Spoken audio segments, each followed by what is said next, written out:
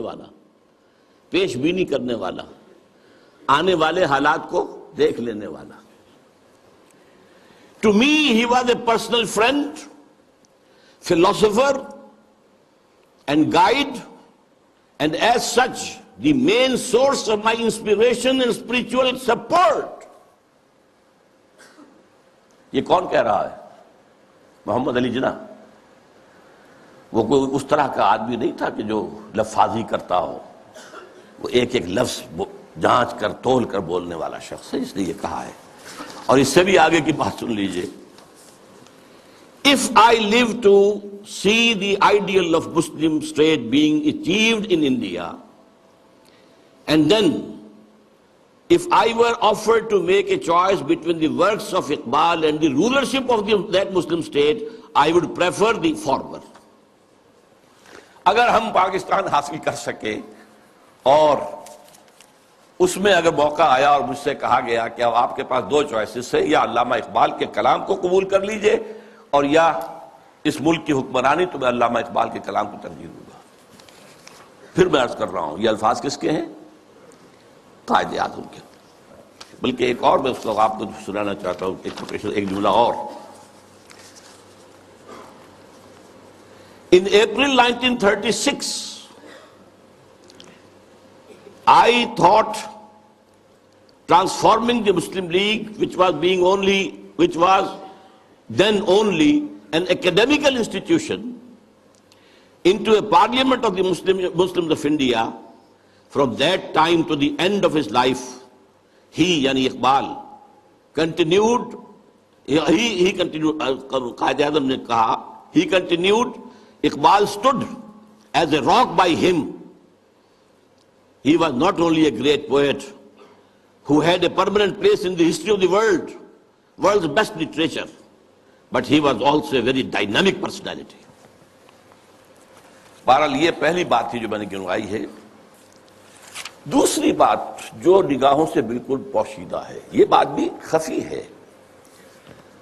اقبال کا انفلوئنس قائد اعظم پر یہ لوگوں کے ذہنوں میں نہیں ہے، جس کو میں چاہتا ہوں کہ واقعتاً سمجھا جائے، تاریخ کے آئینے میں دیکھا جائے. دوسری بات جو بالکل ہی خفی ہے، سن 32 سے 35 تک علامہ ایک ایسی جماعت قائم کرنے کی کوشش کرتے رہے جو اسلام کے احیاء اور اسلام کی نشت ثانیہ کا کام کر سکے. حالانکہ وہ مسلم لیگ میں تھے، قائد اعظم کے ساتھی تھے، ان کے ساتھ ادنا کارکن کی حیثیت سے بھی شریک رہے، انہوں نے ہی 1930 کا خطبہ دیا. لیکن وہ یہ محسوس کرتے تھے اور صحیح محسوس کرتے تھے کہ مسلم لیگ کی تحریک کے نتیجے میں ایک مسلم قومی ریاست تو قائم ہو سکتی ہے، اسلامی ریاست قائم نہیں ہو سکتی. لہذا سن 32 سے 35 تک کے عرصے کے درمیان ان کی کوشش رہی کہ ایک جماعت بنے. وہ جماعت کیا ہو؟ پریکٹسنگ مسلمز کے اوپر مشتمل ہو، جو اسلام پر عمل کرے. ویسے یہ کتاب پوری تفصیل سے آپ اس میں پڑھ سکیں گے، علامہ اقبال کی آخری خواہش.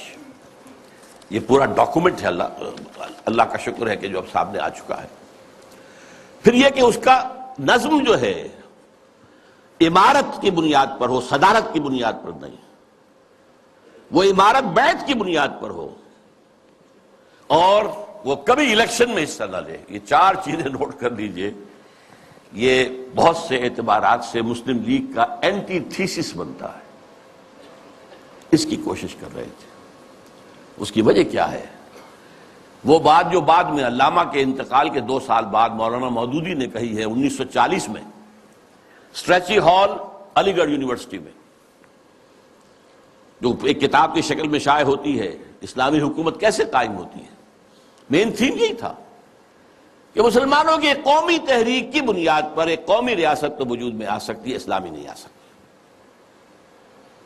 اس میں ہر طرح کا آدمی آ سکتا ہے، ہر کردار کا آدمی آ سکتا ہے، ہر شخص آ سکتا ہے، نمازی ہے یا نہیں ہے، روزہ رکھتا ہے یا نہیں رکھتا ہے، شاعر اسلام سے تعلق ہے یا نہیں ہے، قادیانی ہے یا کوئی اور ہے، کچھ ہو، کوئی بھی ہو، نام مسلمان کا ہونا چاہیے. مسلم لیگ کا تو معاملہ یہ تھا. اس سے ظاہر بات ہے اسلامی ریاست قائم نہیں ہو سکتی. یہ بات علامہ اقبال کے دل کی بات ہے. مولانا مودودی کو بلانے والے دکن سے علامہ اقبال تھے۔ مسلم نیشن ہوڈ کی بات جو 1930 میں علامہ اقبال نے کی تھی اپنے خطبے میں، اسے نہایت سلیس پیرائے کے اندر واضح کرنے والے علامہ مولانا مودودی تھے، مسئلہ قومیت کے نام سے۔ اسی آخری دنوں میں یہ جو نظمیں ان کی آئی ہیں جو 1935 کے بعد کہی گئی ہیں اور جو ان کی زندگی میں شائع بھی نہیں ہوئی، یہ ان کے زندگی بھر کے سوچ کا نچوڑ ہے۔ ظاہر بات ہے، جو میں نے کہا تھا کہ مفکر ہو، فلسفی ہو، اس کے فکر میں ارتقا ہوتا ہے، ارتقا ہوتے ہوتے وہ اپنی انتہا کو پہنچتا ہے۔ لہذا اقبال کے فکر کا ارتقا جو ہے وہ ان نظموں میں ہے کہ جو ان کے انتقال کے بعد شائع ہوئی ہیں۔ ارمغان حجاز ان کی زندگی میں شائع نہیں ہو سکی، چونکہ اس وقت تک اردو کی نظمیں تھیں بہت کم، علیحدہ کتابی شکل میں نہیں شائع کی گئی، بلکہ فارسی کے ساتھ ہی ملا کر اس کو فارسی اردو جمع کر کے شائع کیا گیا۔ اور دوسرے، جیسا کہ میں نے عرض کیا، انہوں نے ایک نئی نوجوانت کا جو ہے تصور پیش کیا اور کوشش کی کہ وہ قائم ہو جائے۔ ایک چھوٹا سا نکتہ اور کہ میں نے اپنے لیے ایک لقب اختیار کیا ہے، یکے از رگ ہائے ساز اقبال۔ اس کا پس منظر کیا ہے؟ زندگی کے آخری ایام میں حضرت علامہ بہت تشویش میں تھے کہ میرا وقت اب آ رہا ہے، قریب آ گیا ہے، میں جانے والا ہوں۔ اور انہیں اپنے آس پاس کوئی آدمی ایسا نظر نہیں آ رہا تھا کہ جو ان کے اس مشن کو آگے لے کر بڑھ سکے۔ میں قرآن مجید میں جب غور کرتا ہوں تو معلوم ہوتا ہے جو حضرت زکریا کی کیفیت تھی، جبکہ انہوں نے دعا کی اللہ سے، اللہ مجھے بیٹا عطا کر دے، میں اب بوڑھا ہو گیا ہوں، وَإِنِّي خِفْتُ الْمَوَالِيَ مِنْ وَرَائِي، اب میں جو موالی ہیں، میرے آس پاس ہیں، ارد گرد لوگ ہیں، رشتہ دار ہیں، ان سے تو مجھے اندیشہ ہے کہ وہ اس راستے پر نہیں چل پائیں گے۔ فَهَبْ لِي مِن لَّدُنْكَ وَلِيًّا، مجھے کوئی ولی عطا کر دے۔ اللہ نے پھر حضرت یحییٰ کی بشارت دی۔ یہ تشویش تھی جو علامہ اقبال کے ذہن میں تھی۔ آخری دنوں کے ان کے دو اشعار بہت مشہور ہیں، سرود رفت باز آیت کے نایت، نسیم از حجاز آیت کے نایت، سرآمد روزگار ای فقیر دیگر دانا راز آیت کے نایت۔ اچھا، دیگر دانا راز کے بارے میں ایک اور ان کی نظم جو ہے جو زبور عجم میں ہے، اس کا بھی مرکزی شعر یہی ہے۔ پہلا شعر بہت اہم ہے، اگرچہ میرے اس وقت کے موضوع سے متعلق نہیں ہے، لیکن میں اس کا ذکر کروں گا ضرور، اس لیے کہ علامہ کے بارے میں ایک عام غلط فہمی یہ ہے کہ وہ حضرت مہدی کے ظہور اور حضرت عیسیٰ کے نزول کے قائل نہیں تھے۔ ایسی بات غلط ہے۔ یہ زبور عجم کی نظم سنا رہا ہوں آپ کو۔ خضر وقت از خلوت دشت حجاز آید بروں، کارواں زی وادی دور و دراز آید بروں۔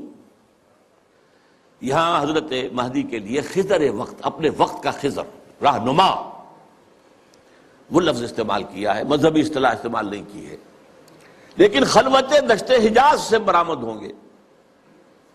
اس میں شیعہ سنی دونوں کنسپٹ جمع ہو گئے۔ شیعوں کے نزدیک ان کے 12ویں امام روپوش ہے، وہاں سے برآمد ہو جائیں گے، اور سنیوں کے نزدیک حضرت ام سلمہ رضی اللہ تعالی عنہ کی ایک روایت کے مطابق وہ روپوش ہوں گے، مکے میں چھپے ہوئے ہوں گے۔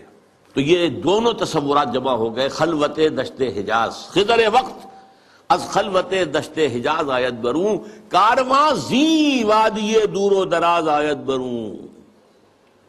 قافلہ جو چلے گا وہ اس وادی دور و دراز سے، اس کون سی وادی؟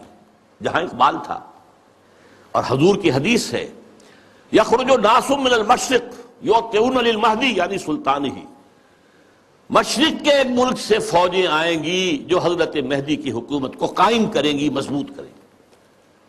اس حدیث کی تعبیر ہے کہ کارواں زی وادی دور و دراز آیت بروں۔ اب اس میں ایک درمیانی شعر بھی ہے، عمر حاضر کعبہ و بتخالہ می نالد حیات، تاز بزم عشق یک دانائے راز آیت بروں۔ دانائے راز جو ہے وہ کوئی روز روز پیدا نہیں ہوتا۔